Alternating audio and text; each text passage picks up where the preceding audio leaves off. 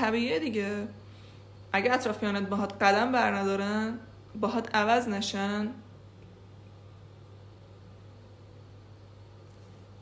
یا اونا میرن یا انقدر دیگه برای تو آزار دهنده میشه، آسیب میبینی که مجبوری ازشون فاصله بگیری، که مجبوری یکم خودتو عقب بکشی. اینو نمیگم که احساس ترس برات داره، افسرده بشی، ناراحت بشی.